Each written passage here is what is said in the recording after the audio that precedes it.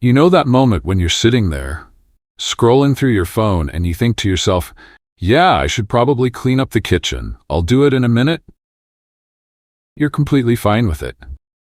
You've made peace with the task.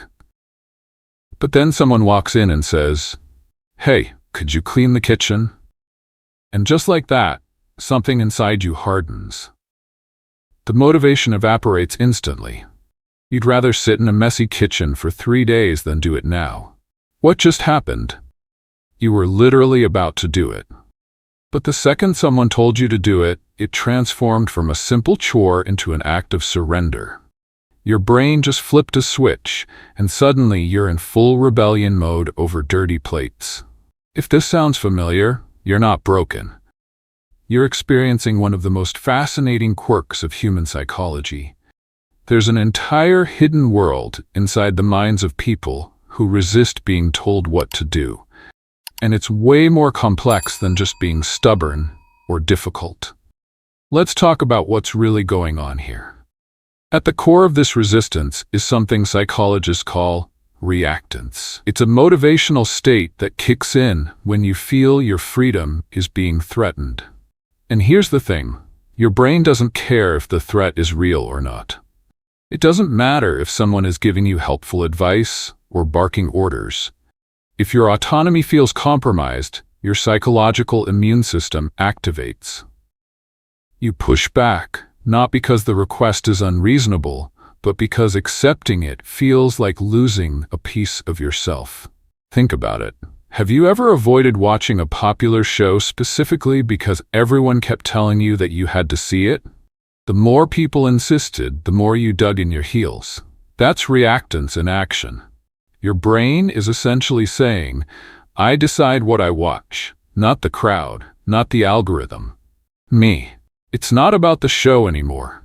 It's about protecting your right to choose. For some people, this response is dialed up to maximum volume.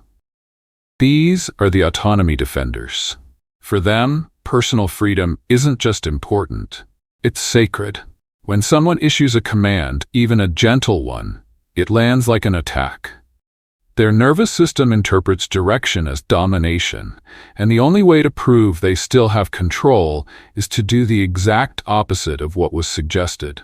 They'll sabotage their own goals just to make a point. They'll skip the gym because their doctor recommended it. They'll avoid healthy habits because health influencers won't shut up about them.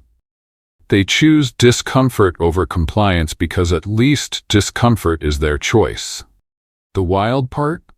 They often know they're doing it. They're aware that they're cutting off their nose to spite their face.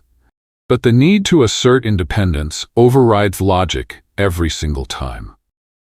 Then there's another type, the skeptical analyst. This person doesn't reject authority because they hate rules. They reject it because they need to understand why the rule exists in the first place. If you tell them to do something, they won't just comply. They'll interrogate the premise. Why are we doing it this way? Is there data? What's the goal here? Have we considered alternatives? To a manager or a parent, this can look like defiance. But inside their head, they're just trying to make sense of the world. Blind obedience feels intellectually insulting to them. They view instructions without context as noise. And until they can map the logic, they simply can't move forward. These are the people who get labeled as difficult in the workplace. But often, they're the ones catching mistakes before they happen. They're not trying to undermine authority. They're trying to make sure the authority actually knows what it's talking about. The problem is, most systems aren't built for questions. They're built for compliance. So the skeptical analyst ends up in constant friction, even when they're right. Now let's go deeper. There's a more intense version of this resistance that most people don't talk about. It's called demand avoidance, and for some individuals, it's not just a personality trait. It's a nervous system response. Imagine feeling a wave of panic every time someone asks you to do something. Not because the task is hard, but because the ask itself feels suffocating. Even things you enjoy, like drawing or playing music, become impossible the moment they turn into expectations. Your brain starts treating the demand like a predator. Your body floods with stress hormones. You freeze. You can't explain it to others because it sounds ridiculous. I can't take out the trash because someone asked me to. Doesn't exactly inspire sympathy. But for the demand avoider, this is real. The pressure doesn't motivate them. It paralyzes them. They're not being lazy. They're drowning in anxiety that no one else can see. And the only way they can function is by tricking their own brain into thinking tasks are optional, spontaneous, or self-initiated. It's exhausting. It's misunderstood. And it's far more common than most people realize.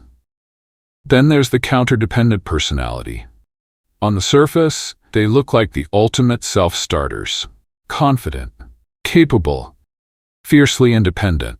But dig a little deeper and you'll find that their resistance to direction isn't about strength. It's about survival.